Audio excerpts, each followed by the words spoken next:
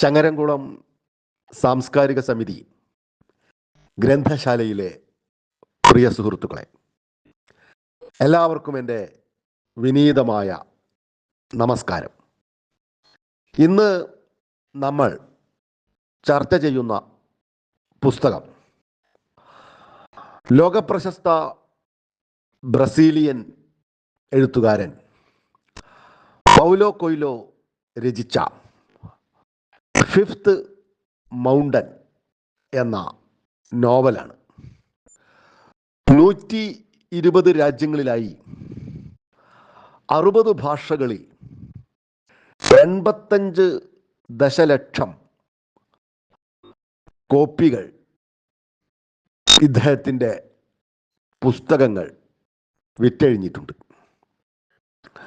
ലോകത്ത് ഏറ്റവും അധികം വായിക്കപ്പെടുന്ന എഴുത്തുകാരിൽ പ്രമുഖനാണ് ബ്രസീലിയൻ നോവലിസ്റ്റായിട്ടുള്ള പൗലോ കൊയ്ലോ.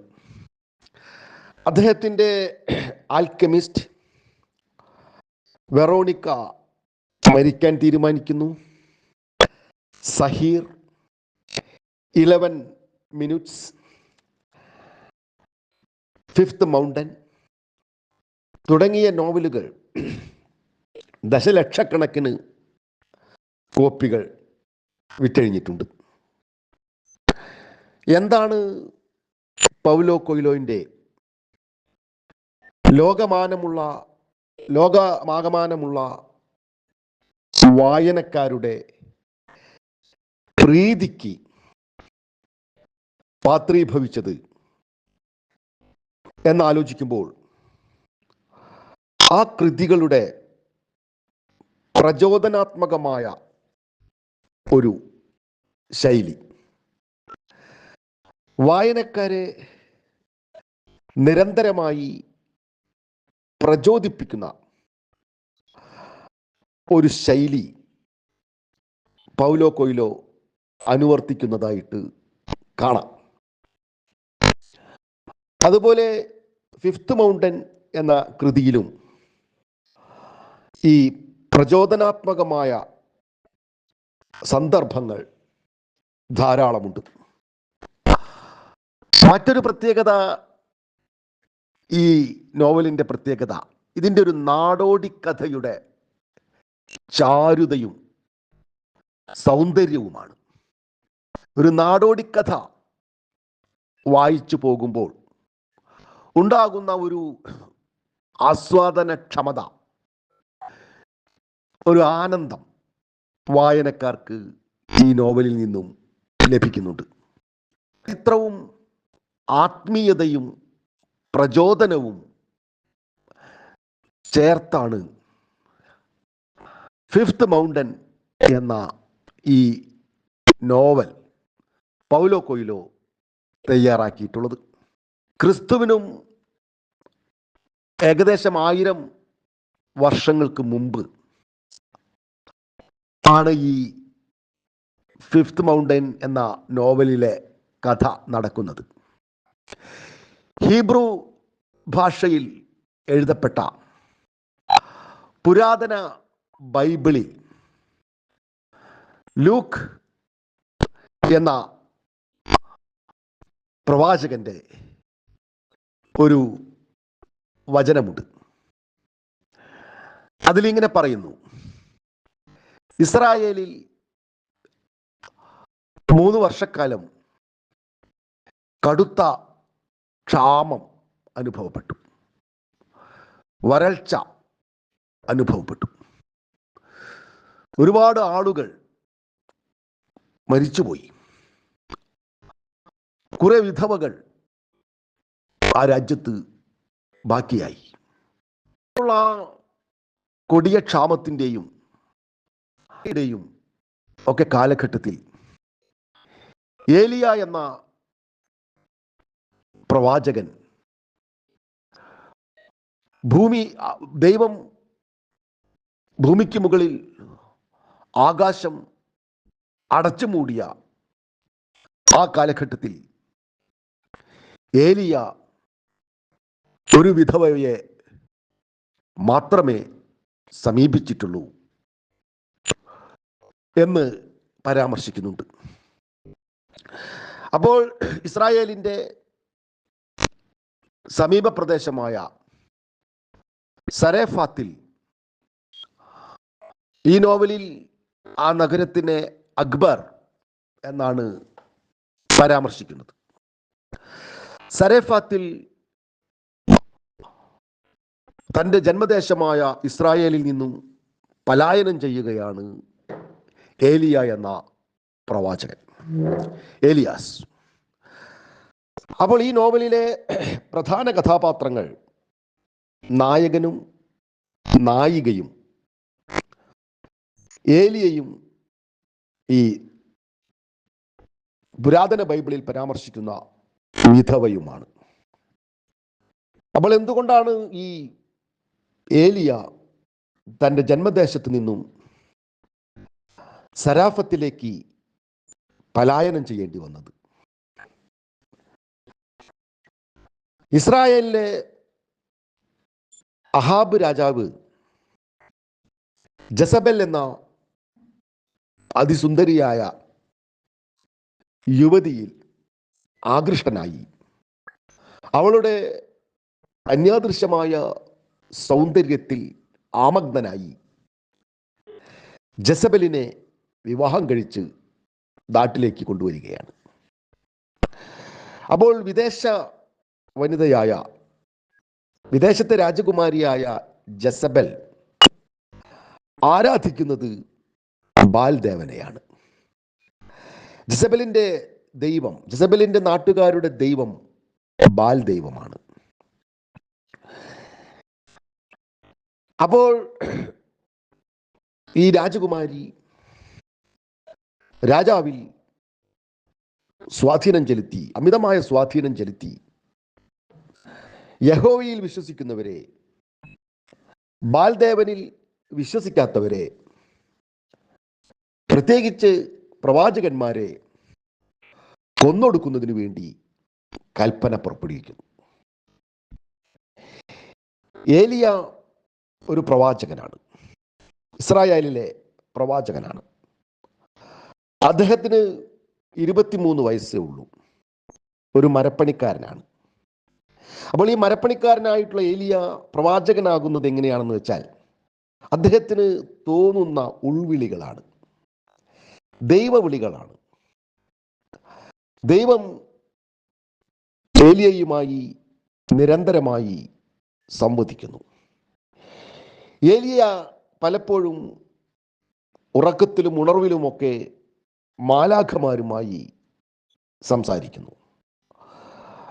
ഏലിയയ്ക്ക് 2-3 മാലാഖമാരുണ്ട്. ദൈവത്തിൻ്റെ മാലാഖയുണ്ട്, കാവൽ മാലാഖയുണ്ട്, സ്വന്തം മാലാഖയുണ്ട്. അപ്പൊ ഇങ്ങനെയുള്ള മാലാഖമാർ ഏലിയയുടെ ഹൃദയത്തിൽ, മനസ്സിൽ നിരന്തരമായി കുടികൊള്ളുന്നു. അപ്പോൾ അതുകൊണ്ട് ഏലിയ ദൈവത്തിൻ്റെ വചനങ്ങൾക്കനുസരിച്ച്, മാലാഖമാരുടെ വചനങ്ങൾക്കനുസരിച്ച് ജീവിക്കുകയും അതിനെ പ്രചരിപ്പിക്കുകയും ചെയ്യുന്നു.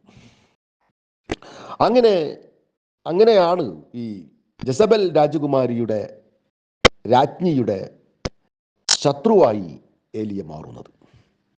അപ്പോൾ ഒരിക്കൽ അഹാബ് രാജാവുമായിട്ടൊരു കൂടിക്കാഴ്ചയിൽ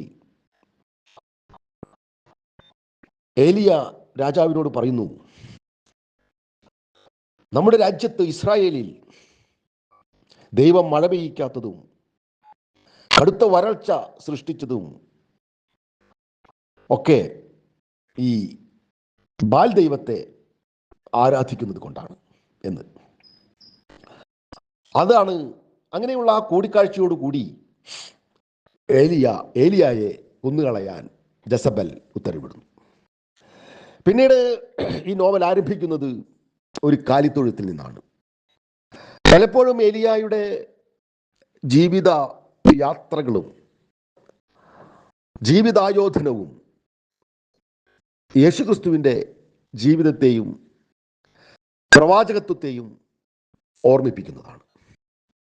ഒരു മരയാശാരിയായ ഏലിയ ഒരു കാലിത്തൊഴുത്തിൽ ഒരു പുരോഹിതനോടൊപ്പം ഒളിച്ചിരിക്കുകയാണ്. അതിൻ്റെ കാരണം ഏത് നിമിഷവും ജസബലിൻ്റെ സൈനികരാൽ പിടിക്കപ്പെടുകയും ബന്ധിയാക്കപ്പെടുകയും കൊല്ലപ്പെടുകയും ചെയ്യാം എന്നുള്ളത് കൊണ്ടാണ്. അങ്ങനെ ഈ പുരോഹിതനും ഏലിയായും കാലിത്തൊഴുത്തിൽ ഇരുന്നു കൊണ്ട് കുറെ നേരം ഒളിച്ചിരിക്കുന്നു. പക്ഷേ അങ്ങനെ ഭീരുക്കളെ പോലെ മരിക്കുമെന്ന് വിചാരിച്ച് എത്ര കാലം ഇങ്ങനെ ഒളിച്ചിരിക്കാൻ കഴിയും? എന്നെങ്കിലും ഒരു ദിവസം ജസബലിൻ്റെ സൈനികർ തങ്ങളെ പിടികൂടുക തന്നെ ചെയ്യും. പല വീടുകളിലും സൈനികർ ചെന്ന് അവിടുത്തെ പ്രവാചകരെ പിടികൂടി ഒന്നുകിൽ ബാൽ ദൈവത്തിൻ്റെ വിശ്വാസികളാകാൻ, അനുയായികളാകാൻ അവരെ നിർബന്ധിക്കുന്നു, അതല്ലെങ്കിൽ അവർ വധിക്കപ്പെടുന്നു. അപ്പോൾ ഈ പുരോഹിതൻ ഒരു പക്ഷേ ഇങ്ങനെ ബാൽ ദൈവത്തിൻ്റെ വിശ്വാസിയായി മരണത്തിൽ നിന്ന് രക്ഷപ്പെടാം. പക്ഷേ ഏലിയാക്ക് കർത്താവിൻ്റെ ഉറച്ച വിശ്വാസിയായിട്ടുള്ള, പ്രചാരകനായിട്ടുള്ള, പ്രവാചകനായിട്ടുള്ള ഏലിയാക്ക് അതിന് സാധിക്കുകയില്ല.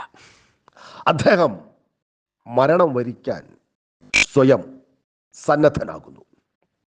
അങ്ങനെ ആ കാലിത്തൊഴുത്തിൽ നിന്ന് ഇറങ്ങി അവർ നടക്കുകയാണ്. അധികം വൈകാതെ ഒരു സൈനികന്റെ മുന്നിൽ അവരെത്തിപ്പെടുന്നു.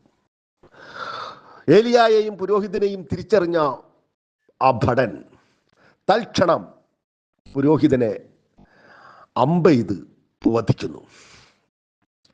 അടുത്ത ലക്ഷ്യം ഏലിയയാണ്.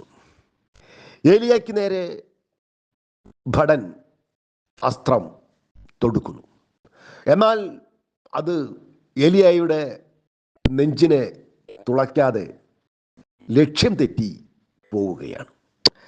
അങ്ങനെ ഏലിയ മരണത്തിൻ്റെ മുനമ്പിൽ നിന്ന് രക്ഷപ്പെടുന്നു. രണ്ടാമതും ഏലിയായെ വധിക്കാൻ ഈ ഭടൻ സന്നദ്ധനാകുന്നില്ല. അയാൾ പറയുന്നത്, എനിക്കൊരിക്കലും ഇങ്ങനെ ഇതുവരെ ഉന്നം പിഴച്ചിട്ടില്ല. ഇപ്പോൾ ആദ്യമായിട്ടാണ് എനിക്ക് ഇങ്ങനെ ലക്ഷ്യം തെറ്റുന്നത്. അതിന് പിന്നിൽ എന്തോ ഒരു നിമിത്തമുണ്ട്. ആ നിമിത്തം ഒരു പക്ഷേ നിങ്ങൾക്ക് രക്ഷപ്പെടാനുള്ളതായിരിക്കാം. അതുകൊണ്ട് ഉടനെ തന്നെ ഓടിപ്പോയിക്കൊള്ളൂ എന്ന് സൈനികൻ ഏലിയായോട് പറയുന്നു. അപ്പോൾ ഈ ഏലിയായെ ദൈവം ഇങ്ങനെ നിരന്തരം കാത്തു രക്ഷിക്കുന്നുണ്ട്. ഏലിയ തൻ്റെ ജനിച്ച വീടും നാടും ഒക്കെ ഉപേക്ഷിച്ച് പലായനം ചെയ്യുന്നു. മരുഭൂമിയിലൂടെ യാത്രയാകുന്നു. അദ്ദേഹത്തിനോട് കാവൽ മാലാഖ പറയുന്നുണ്ട്, നീ മരണം കാത്ത് ഇവിടെ കഴിയേണ്ടതല്ല. നിനക്കുള്ള ദൗത്യം, നിന്റെ ചുമതല ഇവിടെയല്ല. നിനക്ക് ദൗത്യം നിറവേറ്റാനുള്ളത് അങ്ങ് അകലെയുള്ള ഒരു രാജ്യത്താണ്. ആ മാലാഖയുടെ വചനം ശിരസാവഹിച്ച് ഏലിയ യാത്രയാവുകയാണ്. അങ്ങനെ ദിവസങ്ങളോളം മരുഭൂമിയിലൂടെ സഞ്ചരിച്ച് അയാൾ വിശപ്പും ദാഹവുമൊക്കെ സഹിച്ച് അയാൾ മരണാസന്നനായി വരണ്ടുണങ്ങിയ ഒരു പ്രദേശത്ത് മരുഭൂമിയിൽ കിടക്കുകയാണ്. അപ്പോൾ ഒരു കാക്ക ഒരു കഷണം ഇറച്ചി ഏലിയായുടെ വായിൽ കൊണ്ടുവന്ന് ഇടുന്നു. കാക്ക ഭക്ഷിച്ചതിൻ്റെ ബാക്കി. ഈ ഒരു ഇറച്ചി കഷണമാണ് ഏലിയായെ മരണത്തിൽ നിന്നും രക്ഷിക്കുന്നതും അയാളെ ജീവിതത്തിലേക്ക് തിരിച്ചു കൊണ്ടുവരുന്നതും. പിന്നീട് വറ്റിപ്പോകാത്തൊരു നദി കണ്ടെത്തുകയും ആ നദിയിൽ നിന്ന് വെള്ളം കുടിക്കുകയും ഈ കാക്ക കൊണ്ടുവരുന്നു കൊടുക്കുന്ന ഇറച്ചിത്തുണ്ടുകൾ ഭക്ഷിച്ച് ഏലിയ തൻ്റെ ജീവൻ നിലനിർത്തുകയും ചെയ്യുന്നു. ഈ കാക്കയുമായി ഏലിയ സംവദിക്കുന്നുണ്ട്. ദൈവത്തെക്കുറിച്ചും ജീവിതത്തെക്കുറിച്ചും ഒക്കെ സംവദിക്കുന്നുണ്ട്. അപ്പോൾ പൗലോ കൊയ്ലോവിൻ്റെ നോവലിൻ്റെ ഒരു പ്രത്യേകത ഇതിൽ നിന്നൊക്കെ നമുക്ക് ദർശിക്കാം. കാരണം മരണത്തിൻ്റെയും പരാജയത്തിൻ്റെയും ഒക്കെ വക്കത്ത് നിന്ന് അത്ഭുതകരമായ പ്രവർത്തനങ്ങൾ കൊണ്ട് ഇവർ രക്ഷ നേടുന്നു. പിന്നീടും പുതിയൊരു ജീവിതത്തിലേക്കുള്ള പ്രയാണം അവർ ആരംഭിക്കുന്നു. ഇങ്ങനെ മരണത്തിൽ നിന്ന് രക്ഷപ്പെട്ട ഏലിയ വീണ്ടും യാത്ര തുടർന്ന് ഇസ്രായേലിൻ്റെ അതിർത്തിയോടടുത്തുള്ള സരേഫാത്ത് എന്ന നഗരത്തിൽ എത്തിച്ചേരുന്നു. അക്ബർ എന്നാണ് ഈ നഗരത്തെ പരാമർശിക്കുന്നത്. സരേഫാത്തിൽ പക്ഷേ കൊടിയ ദാരിദ്ര്യമാണ്, വരൾച്ചയാണ്. അവിടുത്തെ ചെറുപ്പക്കാർ പലരും യുദ്ധങ്ങളിൽ കൊല്ലപ്പെട്ടിരിക്കുന്നു. പലരെയും യുദ്ധത്തടവുകാരായി പിടിച്ചുകൊണ്ടുപോയി കപ്പലിലെ അടിമകളാക്കി വിറ്റിരിക്കുന്നു. അതിനേക്കാൾ നല്ലത് കൊല്ലപ്പെടുകയാണ് എന്ന് ഈ നോവലിൽ പറയുന്നുണ്ട്. കാരണം കപ്പലിലെ അടിമകളുടെ ജീവിതം ആജീവനാന്തമുള്ള തടവാണ്. അവർക്ക് പിന്നീട് രക്ഷപ്പെടാൻ സാധിക്കുന്നില്ല. അവർ ആ കപ്പലിൽ തന്നെ, അതല്ലെങ്കിൽ ആ സമുദ്രത്തിൽ തന്നെ ഒടുങ്ങിപ്പോകുന്നു. അപ്പോൾ ഇങ്ങനെ ആ നാട്ടിലെ ചെറുപ്പക്കാരൊക്കെ യുദ്ധത്തടവുകാരായ അടിമകളായോ യുദ്ധങ്ങളിൽ കൊല്ലപ്പെടുകയോ ചെയ്ത് ആകെ തകർന്നുകൊണ്ടിരിക്കുന്ന ഒരു നഗരമാണത്. അവിടെ അവശേഷിക്കുന്നത് വൃദ്ധരും കുട്ടികളും ഭർത്താക്കന്മാർ കൊല്ലപ്പെട്ട അടിമകളാക്കപ്പെട്ട സ്ത്രീകളും വിധവകളായ സ്ത്രീകളും ഒക്കെയാണ്. ഈ നഗരത്തിൽ എത്തിപ്പെട്ട ഏലിയ വീണ്ടും കൊടിയ ദാരിദ്ര്യം അനുഭവിക്കുകയും പട്ടിണി അനുഭവിക്കുകയും ബോധരഹിതനായി നിലംപതിക്കുകയും ചെയ്യുന്നു. പിന്നീട് അദ്ദേഹത്തിന് ബോധം തെളിയുമ്പോൾ ഒരു സ്ത്രീ അയാളുടെ വായിലേക്ക് വെള്ളം എത്തിച്ചു കൊടുക്കുന്നതാണ്. അയാളുടെ വരണ്ടുണങ്ങിയ ചുണ്ടുകൾ തൻ്റെ വസ്ത്രാഞ്ചലം നനച്ചുകൊണ്ട് അയാളുടെ ചുണ്ടുകൾ നനച്ച് ആ സ്ത്രീ ഏലിയായെ ജീവിതത്തിലേക്ക് തിരിച്ചു കൊണ്ടുവരുന്നു. ഈ സ്ത്രീയുടെ ഭർത്താവ് കപ്പലിലെ യുദ്ധത്തടവുകാരനായി പിടിച്ചുകൊണ്ടു പോകപ്പെട്ടതാണ്. ഒരു കുട്ടിയുണ്ട് ഈ സ്ത്രീക്ക്. ഇവർക്കൊന്നും പേരില്ല. സ്ത്രീ എന്നോ വിധവയെന്നോ കുട്ടിയെന്നോ പുരോഹിതനെന്നോ സൈന്യാധിപനെന്നോ ഒക്കെയാണ്, ഗവർണർ എന്നോ ഒക്കെയാണ് അവിടെ ഉള്ള ആളുകളെ പരാമർശിക്കുന്നത്. അങ്ങനെ ഈ ഏലിയ ഈ സ്ത്രീയോടൊപ്പം കഴിയുകയും അവരുടെ പരിചരണത്തിൽ ആരോഗ്യം വീണ്ടെടുക്കുകയും ഒക്കെ ചെയ്യുന്നു. അങ്ങനെ കഴിയുമ്പോൾ ഒരു യുവതിയായ വിധവയോടൊപ്പം കഴിയുന്ന ഏലിയയെക്കുറിച്ച് ആ നാട്ടിൽ അപവാദങ്ങൾ ഉണ്ടാവുകയും അയാളെ വധിക്കുന്നതിന് വേണ്ടിയുള്ള നീക്കങ്ങൾ നടത്തുകയും ചെയ്യുന്നു. അങ്ങനെ ഇരിക്കുമ്പോഴാണ് ഈ സ്ത്രീയുടെ കുട്ടി മാരകമായ ഒരു രോഗത്തിന് അടിമയാകുന്നത്. ആ രോഗത്താൽ കുട്ടി അബോധാവസ്ഥയിലാവുകയും അവൻ ഏത് നിമിഷവും മരിക്കുമെന്ന് കരുതുകയും ചെയ്യുന്നു. പല ചികിത്സകളും വൈദ്യവും നാട്ടുവൈദ്യവും ഒക്കെ ചെയ്തിട്ടും കുഞ്ഞ് രോഗാവസ്ഥയിൽ നിന്നും മുക്തി പ്രാപിക്കുന്നില്ല. അപ്പോൾ ഈ ഏലിയ ചെയ്യുന്നത് ഈ കുഞ്ഞിൻ്റെ ജീവൻ രക്ഷിക്കുന്നതിന് വേണ്ടി 5ാം മലയിലേക്ക്, 5th മൗണ്ടനിലേക്ക് യാത്രയാവുകയാണ്. ആ നഗരത്തിലുള്ള ആളുകളുടെ വിശ്വാസം അനുസരിച്ച് ഈ 5ാം മല ദൈവങ്ങളുടെ ആവാസഭൂമിയാണ്. ദൈവങ്ങൾ കുടിയിരിക്കുന്നത് അവിടെയാണ്. ആകാശത്തിലുള്ള ദൈവങ്ങളും ഈ മലയുടെ മുകളിലേക്ക് പ്രകാശം വർഷിച്ചുകൊണ്ട് മലമുകളിലുള്ള ദൈവങ്ങളുമായി സംവദിക്കുന്നു. ആകാശത്തിൽ നിന്നും ഇടയ്ക്കിടയ്ക്ക് അഗ്നിനാളങ്ങൾ ഈ മലയുടെ മുകളിൽ വർഷിക്കുന്നത് ആ നഗരവാസികൾ പലപ്പോഴും കണ്ടിട്ടുണ്ട്. അപ്പോൾ അതുകൊണ്ട് വളരെ പവിത്രമായി, വളരെ നിഗൂഢമായി ആ തദ്ദേശീയർ കരുതുന്ന ഒരു സ്ഥലമാണ് അഞ്ചാം മല. അപ്പോൾ എന്താണ് അഞ്ചാം മലയ്ക്ക് വ്യത്യസ്തമായ പേരുകൾ ഇടാത്തത് എന്ന് ചോദിക്കുന്നുണ്ട്. അപ്പോൾ പറയുന്നത് ഈ ദൈവങ്ങൾ തമ്മിൽ തർക്കങ്ങൾ ഉണ്ടാകാതിരിക്കുന്നതിന് വേണ്ടിയാണ് അഞ്ചാം മല എന്ന പേര് ഇട്ടത്, അങ്ങനെ ആളുകൾ വിളിക്കുന്നത്. അപ്പോൾ ഈ ഏലിയ ഈ കുഞ്ഞിൻ്റെ ജീവൻ രക്ഷിക്കുന്നതിന് വേണ്ടി, ദൈവങ്ങളോട് യാചിക്കുന്നതിന് വേണ്ടി ആ മലമുകളിലേക്ക് യാത്രയാക്കുന്നു. മനുഷ്യരാരും കടന്നു ചെല്ലാത്ത വിധം അപകടകരമായ സ്ഥലമാണ് അഞ്ചാം മല. അതിൻ്റെ മുകളിൽ വർഷിക്കുന്ന അഗ്നിയിൽ അതിൻ്റെ മുകളിലേക്ക് പ്രവേശിക്കുന്ന മനുഷ്യർ കത്തിക്കരിഞ്ഞ് ചാമ്പലായി പോകും, അങ്ങനെയാണ് വിശ്വാസം. അപ്പോൾ അതുകൊണ്ട് ആരും അതിൻ്റെ മുകളിലേക്ക് സഞ്ചരിക്കാറില്ല. പക്ഷേ ഏലിയ ധൈര്യപൂർവ്വം ആ മലമുകളിലേക്ക് ഒരു അർദ്ധരാത്രിയിൽ ചെല്ലുകയും അവിടെ വെച്ച് തൻ്റെ മാലാഖയോട്, ദൈവത്തിൻ്റെ മാലാഖയോട്, കാവൽ മാലാഖയോട് ഒക്കെ സംസാരിക്കുകയും ഈ കുഞ്ഞിൻ്റെ ജീവൻ തിരികെ തരണമെന്ന് യാചിക്കുകയും ചെയ്യുന്നു. അങ്ങനെ ഏലിയായുടെ അപേക്ഷ മാനിച്ച് ദൈവം ഈ കുഞ്ഞിൻ്റെ ജീവൻ തിരികെ കൊടുക്കുന്നു. കുഞ്ഞ് അബോധാവസ്ഥയിൽ നിന്നും ഉറക്കത്തിൽ നിന്ന് എഴുന്നേൽക്കുന്നത് പോലെ, ഉറങ്ങി എഴുന്നേൽക്കുന്നത് പോലെ ഉറക്കത്തിൽ നിന്ന് ഉണർന്ന് ജീവിതത്തിലേക്ക് തിരിച്ചു വരുന്നു.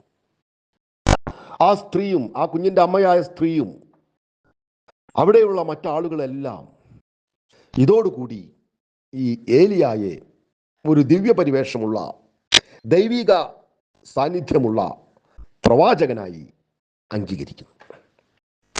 ഏലിയ ആ പ്രദേശത്ത്, ആ നഗരത്തിൽ അങ്ങനെ ജനങ്ങളുടെ മനസ്സിൽ അനിഷേധ്യനായ ഒരു പ്രവാചകനായി അവരോധിക്കപ്പെടും.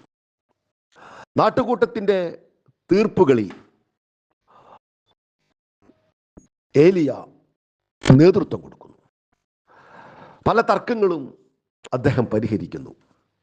അദ്ദേഹം നാട്ടുകാരുടെയും സാധാരണ ജനങ്ങളുടെയും കണ്ണിലുണ്ണിയായി മാറുന്നു, അവരുടെ പ്രിയപ്പെട്ടവനായി മാറുന്നു.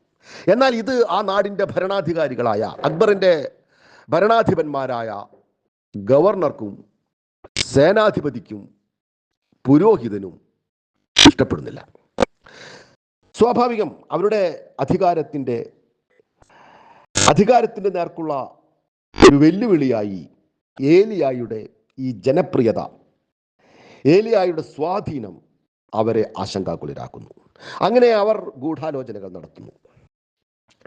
ഏലിയായെ എങ്ങനെയെങ്കിലും ആ നാട്ടിൽ നിന്നും തുരത്തി ഓടിക്കണമെന്നും ആ നാട്ടിൽ വന്ന വരത്തനായ ഏലിയ ആ നാട്ടിൽ ദുരന്തങ്ങൾ ഉണ്ടാക്കുമെന്നും പുരോഹിതൻ കൽപ്പിക്കുന്നു. സേനാധിപതിയും ഈ ഏലിയാക്ക് എതിരായി പ്രവർത്തിക്കുന്നു. ഗവർണർ ചില സമയങ്ങളിൽ ഏലിയായെ പിന്തുണയ്ക്കുന്നുണ്ട്, എങ്കിലും പൂർണ്ണമായും ഗവർണർ ഏലിയാക്ക് അനുകൂലമല്ല. പക്ഷെ ഇങ്ങനെ ഭരണാധിപന്മാരെല്ലാം ഏലിയാക്കെതിരായിട്ടും ആ നാട്ടിലെ ജനങ്ങൾ, സാധാരണക്കാരായ ജനങ്ങൾ, സ്ത്രീകൾ, കുട്ടികൾ, വൃദ്ധർ എല്ലാവരും ഏലിയയെ വെറുക്കുകയോ മറ്റൊരു നാട്ടിൽ നിന്ന് വന്ന് തങ്ങളുടെ നാട്ടിലെ രക്ഷകനായി മാറിക്കൊണ്ടിരിക്കുന്ന ഏലിയയെ അവർ സ്വീകരിക്കുന്നു. അങ്ങനെ ഇരിക്കുമ്പോഴാണ് ആ അക്ബറിലെ ജീവിതത്തെയും അവിടുത്തെ ജനങ്ങളുടെ വിധിയെയും പാടെ മാറ്റിമറിച്ച ഒരു സംഭവം ഉണ്ടാകുന്നത്. അക്ബറിൻ്റെ അതിർത്തി പ്രദേശങ്ങളിൽ അസീറിയയിലെ ഭരണകൂടം അക്ബറിൻ്റെ പ്രാന്തപ്രദേശങ്ങളിൽ, അതിർത്തികളിൽ കൂടാരങ്ങൾ നിർമ്മിക്കുകയാണ്. ഈ കൂടാരങ്ങൾ നിർമ്മിക്കുന്നത് ഓരോ ദിവസവും കൂടാരങ്ങൾ പൊങ്ങി വരുന്നു, അനുദിനം അത് വർദ്ധിക്കുന്നു. അത് അക്ബറിലെ ജനങ്ങളിലും ഭരണാധികാരികളിലും ആശങ്കകൾ ഉളവാക്കുന്നുണ്ട്. അവർ തങ്ങളെ ആക്രമിക്കുമെന്നും അവരെ ആക്രമിക്കാനുള്ള സൈനികരുടെ കൂടാരങ്ങളാണ്, ശിബിരങ്ങളാണ് അവിടെ ഉയരുന്നു വരുന്നതെന്നും ഏലിയ ഇവർക്ക് മുന്നറിയിപ്പ് നൽകുന്നുണ്ട്. എന്നാൽ ഈ സേനാധിപതിയും പുരോഹിതനും ഇത് അവഗണിക്കുകയാണ്. പുരോഹിതൻ ഒരു യുദ്ധം കാക്ഷിക്കുന്നുണ്ട്. അസീറിയക്കാരുമായിട്ടുള്ളൊരു യുദ്ധം പുരോഹിതൻ കാക്ഷിക്കുന്നതിൻ്റെ കാരണം വിചിത്രമാണ്. അതിൻ്റെ ഒരു കാരണം, ഈ അക്ബറിലെ ജനങ്ങൾ, സറേഫാത്തിലെ ജനങ്ങൾ, കുട്ടികൾ ബൈബ്ലോസ് എന്ന അക്ഷരമാല പഠിക്കാൻ തുടങ്ങിയിരിക്കുന്നു. അക്ഷരങ്ങൾ പഠിക്കാൻ തുടങ്ങിയിരിക്കുന്നു. പേപ്പിറസ് എന്ന ചെടി ചതച്ച് അതിലെഴുതുന്നു. കളിമൺ കട്ടകളിൽ അക്ഷരങ്ങൾ എഴുതി അത് ചൂളയിൽ ചുട്ടെടുത്ത് സൂക്ഷിക്കുന്നു. അങ്ങനെ അക്ഷരങ്ങളുടെ ആദ്യ കിരണങ്ങൾ ലോകത്ത് അക്ഷരങ്ങളിലൂടെ അറിവുകൾ പ്രചരിക്കുന്നതിൻ്റെ, വ്യാപിക്കുന്നതിൻ്റെ അനുരണനങ്ങൾ, ആദ്യ കിരണങ്ങൾ ഉദിച്ചു വരുന്നത് ഈ പുരോഹിതന് രസിക്കുന്നില്ല. അത് ദൈവനിഷേധമാണെന്നും വിശ്വാസങ്ങളുടെ കടക്കൽ ഈ പഠനവും അറിവും അക്ഷരങ്ങളും കടക്കൽ കത്തിവെക്കുമെന്ന് പുരോഹിതൻ ഭയക്കുന്നു. അതുകൊണ്ട് ഒരു യുദ്ധത്തിൽ ഇത്തരത്തിലുള്ള പ്രവണതയിലുള്ള ആളുകളെ ഇല്ലാതെയാക്കാം എന്ന് പുരോഹിതൻ തൻ്റെ ഉള്ളിൽ ഗൂഢമായി ആഗ്രഹിക്കുന്നു. സേനാധിപതിയും മറ്റൊരു കാര്യത്തിലാണ് യുദ്ധത്തെ ആഗ്രഹിക്കുന്നത്. കാരണം നൂറ്റാണ്ടുകളായി സമാധാനത്തിൽ കഴിഞ്ഞുകൂടുന്ന ഒരു പ്രദേശമാണ് അക്ബർ. എത്രയോ വർഷങ്ങളായി അവർക്ക് യുദ്ധം അറിയില്ല. അപ്പോൾ അതുകൊണ്ട് ഈ പ്രദേശത്തെ ഒരു യുദ്ധം സേനാധിപതിയും ആഗ്രഹിക്കുന്നുണ്ട്. ഗവർണറും ഈ ജസബലിൻ്റെ ആരാധകനായ അഹബ് രാജാവിൻ്റെ ആരാധകനായ ഈ ഗവർണർ, പ്രവിശ്യ ഗവർണർ അസീറിയക്കാരുടെ ഈ സൈനിക നീക്കത്തിൽ അക്ബർ ആക്രമിക്കുന്നതിന് വേണ്ടിയുള്ള സൈനികരുടെ പരിശീലനത്തിൽ അയാളും അവഗണന പുലർത്തുന്നു. അങ്ങനെ ഇരിക്കെ ചാരൻ എന്ന് പറഞ്ഞുകൊണ്ട് ഒരു ഭടനെ, അസീറിയക്കാരുടെ ഒരു ഭടനെ അക്ബറിലെ സൈനികർ തടവിലാക്കുന്നു. അയാൾ പക്ഷേ ഒരു സന്ധി സംഭാഷണത്തിനായി അവിടെ വന്നതാണ്, അക്ബറിൽ വന്നതാണ്. ഒരു യുദ്ധം ഒഴിവാക്കുന്നതിനു വേണ്ടി സന്ധി സംഭാഷണത്തിനായി വന്നതാണ്. എന്നാൽ യുദ്ധക്കൊതിയന്മാരായിട്ടുള്ള അക്രമത്തിൽ വിശ്വസിക്കുന്ന സൈന്യാധിപനും പുരോഹിതനും ഈ മനുഷ്യനെ ഈ ചാരൻ എന്നാരോപിക്കപ്പെടുന്ന ഭടനെ, അസീറിയക്കാരുടെ ഭടനെ ആൾക്കൂട്ട വിചാരണയ്ക്ക് വിധേയനാക്കുന്നു.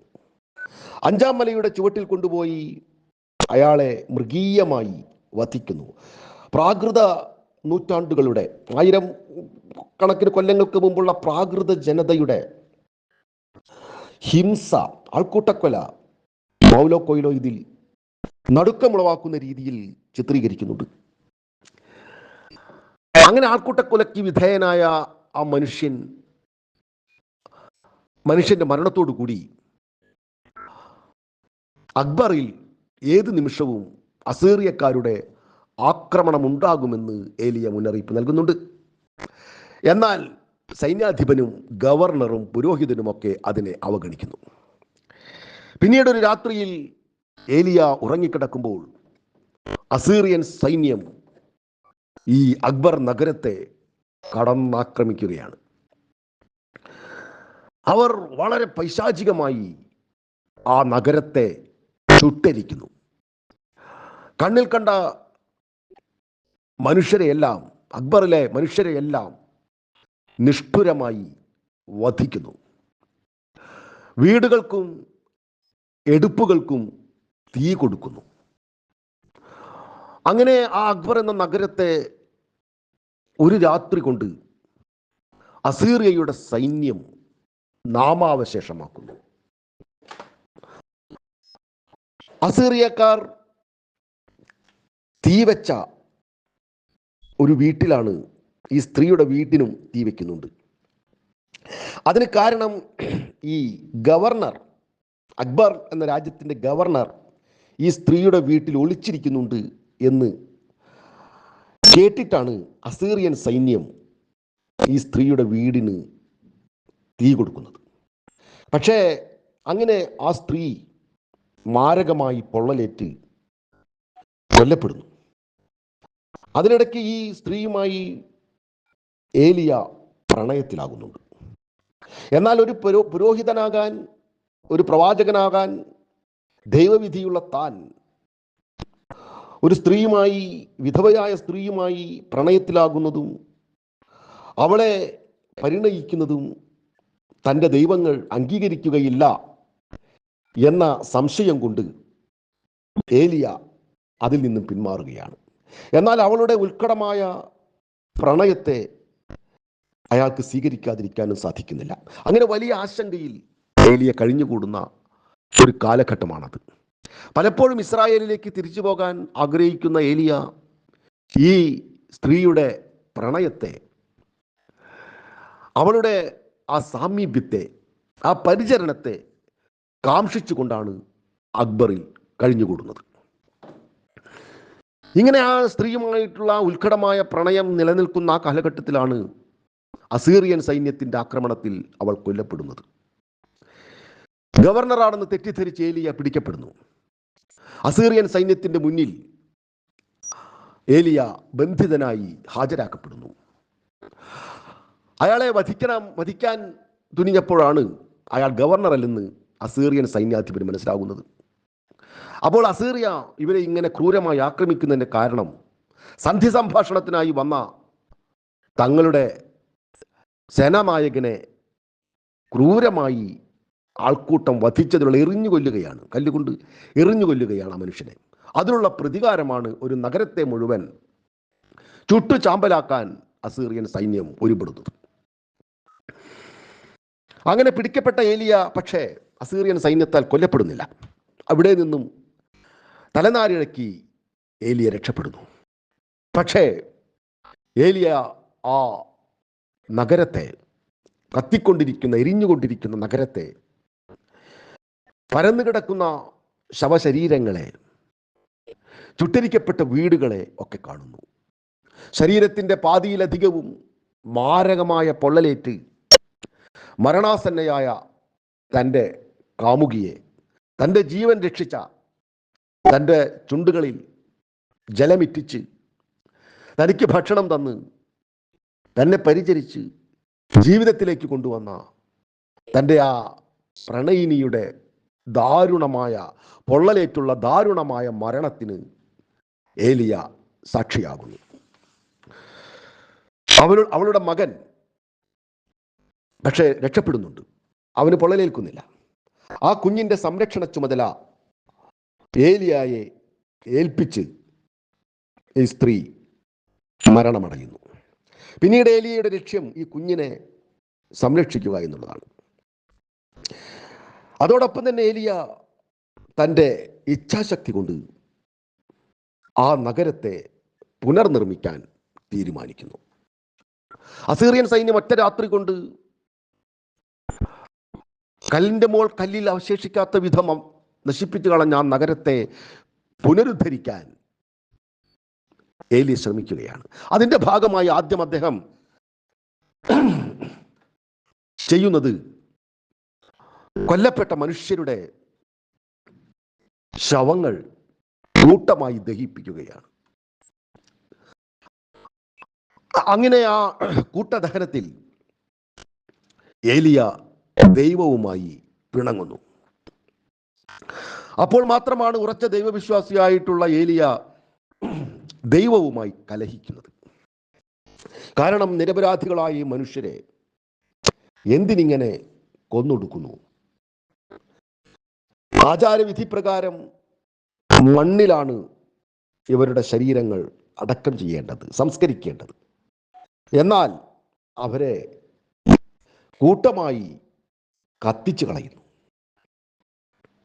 ഇങ്ങനെയുള്ള ഒരു അവസ്ഥ സംജാതമായതിൽ ഏലിയ ദൈവങ്ങളുമായി കലഹിക്കുകയും താനിനി ഒരു ദൈവത്തിൻ്റെ പ്രവാചകനായി മാറുകയില്ല എന്നും അപ്പോൾ തീരുമാനിക്കുന്നു. എന്നാൽ അതിൽ ഏലിയ നിൽക്കുന്നില്ല. അങ്ങനെ ആ മനുഷ്യരെയെല്ലാം അവിടെ ആ പകർച്ചവ്യാധികൾ, അതായത് ഈ ശവശരീരങ്ങൾ കിടന്ന് അഴുകിപ്പോയാൽ അതിൽ രോഗാണുക്കൾ വന്ന് ആ നഗരത്തിൽ അവശേഷിക്കുന്ന കുട്ടികളും വൃദ്ധരും സ്ത്രീകളും മാരകമായ രോഗങ്ങൾ ബാധിച്ച് മരിക്കുമെന്നുള്ളത് കൊണ്ട് ഏലിയ ആ കൂട്ട ശവസംസ്കാരം നടത്തുകയാണ്. അങ്ങനെ ആ നഗരത്തെ പിന്നീട് പുനരുദ്ധരിക്കുന്നതിന് വേണ്ടി ഏലിയ പരിശ്രമിക്കുന്നു. ഏലിയ അവിടുത്തെ വൃദ്ധരെയാണ് ആദ്യം ചുമതലയേൽപ്പിക്കുന്നത്. അതുവരെ വൃദ്ധരെ എല്ലാവരും അവഗണിച്ചവരായിരുന്നു. അവർ തങ്ങളുടെ ശിഷ്ടജീവിതം വീഞ്ഞു കുടിച്ചും മൈതാനങ്ങളിൽ ഇരുന്ന് സൊറ പറഞ്ഞും യാതൊരു ജോലിയും ചെയ്യാതെ ജീവിച്ചവരായിരുന്നു. എന്നാൽ ഈ നഗരത്തെ പുനരുദ്ധരിക്കുന്നതിനുള്ള ചുമതല അയാൾ വയോധികരെ ഏൽപ്പിക്കുന്നു. അതിന് കാരണം പറയുന്നത് വയോധികർ ഒരുപാട് ജീവിതാനുഭവങ്ങളുള്ളവരാണ്. ഒരുപാട് അനുഭവങ്ങളുണ്ട് അവർക്ക്. ആ അനുഭവങ്ങളെ, ആ ജീവിതാനുഭവങ്ങളെ, അവരുടെ പ്രായത്തിൽ അവർ ആർജിച്ച ആ അമൂല്യമായ അറിവിനെ ഈ നഗരത്തിൻ്റെ പുനർനിർമ്മാണത്തിന് ഉപയോഗിക്കാമെന്ന് ഏലിയ മനസ്സിലാക്കുന്നു. അങ്ങനെ ആ വൃദ്ധരുടെ വിലയേറിയ സഹായം അദ്ദേഹം ആവശ്യപ്പെടുന്നു. കുട്ടികളെ കോട്ടയ്ക്ക് മുകളിൽ, അത് വലിയ കേടുപാടുകൾ സംഭവിക്കാത്ത കോട്ടയ്ക്ക് മുകളിൽ നിർത്തിക്കൊണ്ട് ശത്രുക്കൾ വരുന്നുണ്ടോ എന്ന് അറിയിക്കുന്നതിന് വേണ്ടി കാവൽ നിർത്തുന്നു. സ്ത്രീകൾ വസ്ത്രങ്ങൾ നെയ്യാൻ ആരംഭിക്കുന്നു, നൂല് നൂൽക്കാൻ ആരംഭിക്കുന്നു. കളിമൺകട്ടകളിൽ അക്ഷരങ്ങൾ എഴുതി ചൂളയിൽ ചുട്ടെടുത്ത് ആ നഗരത്തിൻ്റെ ചരിത്രം ആലേഖനം ചെയ്തു വയ്ക്കുന്നു. ഇങ്ങനെ 3 മാസങ്ങൾ കൊണ്ട് ഏലിയ ആ തകർന്ന് തരിപ്പണമായ നഗരത്തിന് പകരം പുതിയൊരു നഗരം സൃഷ്ടിക്കുന്നു. തൻ്റെ ജീവിത ദൗത്യം അതാണെന്ന്, ആ നഗരത്തെ സംരക്ഷിക്കുകയും അതിനെ നിലനിർത്തുകയും അവിടുത്തെ ജനങ്ങൾക്ക് പുതിയൊരു ജീവിതം പ്രദാനം ചെയ്യുകയുമാണ് തൻ്റെ ജീവിത ദൗത്യമെന്ന് തിരിച്ചറിഞ്ഞ ഏലിയ എന്ന പ്രവാചകൻ ആ നഗരത്തിൻ്റെ ഗവർണറായി മാറുന്നു. അങ്ങനെ ഗവർണറായി മാറുന്നു. എന്നാൽ ആ അധികാരത്തിൻ്റെ ശീതളഛായയിൽ കഴിയാൻ ഏലിയ തയ്യാറാവുന്നില്ല. കൊല്ലപ്പെട്ട വിധവയുടെ മകനായ, താൻ സംരക്ഷിച്ചു വളർത്തിയ ആ മകനെ ആ നഗരത്തിൻ്റെ സാരഥ്യം, ഭരണം ഏൽപ്പിച്ചുകൊണ്ട് ഏലിയ സ്വന്തം നാട്ടിലേക്ക്, ഇസ്രായേലിലേക്ക് തന്നെ ദൈവങ്ങൾ ഏൽപ്പിച്ച ദൗത്യം നിറവേറ്റുന്നതിന് വേണ്ടി തിരിച്ചു പോവുകയാണ്. അപ്പോൾ ഏലിയായുടെ അക്ബർ എന്ന നഗരത്തിലേക്കുള്ള വരവും ഇസ്രായേലിലേക്ക് തന്നെയുള്ള തിരിച്ചുപോക്കുമാണ് ഈ നോവലിൻ്റെ ഒരു കാലഘട്ടം എന്ന് പറയുന്നത്. ഈ നോവൽ ഞാൻ ഈ ആമുഖത്തിൻ്റെ തുടക്കത്തിൽ സൂചിപ്പിച്ചതുപോലെ നമ്മെ നിരന്തരമായി പ്രചോദിപ്പിക്കുന്ന ഒന്നാണ്. ലഘുവായ തത്വചിന്തകൾ അത്രയൊന്നും ഗഹനമല്ല, ആഴമുള്ളതല്ല. എങ്കിലും നമ്മുടെ മനസ്സിനെ പ്രചോദിപ്പിക്കുന്ന, പ്രത്യേകിച്ചും യുവാക്കളെ പ്രചോദിപ്പിക്കുന്ന തത്വചിന്തകൾ ഈ നോവലിൽ എമ്പാടുമുണ്ട്. പരാജയത്തിൻ്റെ പരകോടിയിൽ നിന്നും വിജയത്തിൻ്റെ ഉന്നതിയിലേക്ക്, ഉത്തുംഗ ശൃംഖങ്ങളിലേക്ക് കുതിക്കുന്നതിനുള്ള പ്രചോദനം ഈ പുസ്തകം പ്രദാനം ചെയ്യുന്നുണ്ട്. ലളിതവും സുവ്യക്തവുമായ ആഖ്യാന ശൈലിയാണ് ഇതിൻ്റേത്. രമാ മേനോനാണ് ഈ പുസ്തകത്തിൻ്റെ വിവർത്തനം നിർവഹിച്ചിട്ടുള്ളത്. അങ്ങനെ ലോകത്തെ ലക്ഷക്കണക്കിന് വരുന്ന മനുഷ്യരെ വായിക്കാൻ പ്രചോദിപ്പിക്കുന്ന ജീവിതത്തിൻ്റെ പോസിറ്റീവിനെ സ്വീകരിക്കാൻ പ്രേരിപ്പിക്കുന്ന പൗലോ കൊയ്ലോയുടെ ഫിഫ്ത്ത് മൗണ്ടൻ എന്ന പുസ്തകം വായിക്കുന്നതിനു വേണ്ടി ഈ ഗ്രന്ഥശാലയിലെ സുഹൃത്തുക്കൾക്ക് നിർദ്ദേശിച്ചുകൊണ്ട് ഈ ആമുഖ പ്രഭാഷണം ഞാൻ നിർത്തുന്നു. എന്നെ ഇതുവരെ ശ്രവിച്ച എല്ലാവർക്കും എൻ്റെ നന്ദിയും സ്നേഹവും അറിയിക്കുന്നു. ഇതിൻ്റെ മോഡറേറ്ററായി എൻ്റെ പ്രിയപ്പെട്ട സുഹൃത്ത് ശ്രീ KV ഇസഹാക്കിനെ ക്ഷണിക്കുന്നു.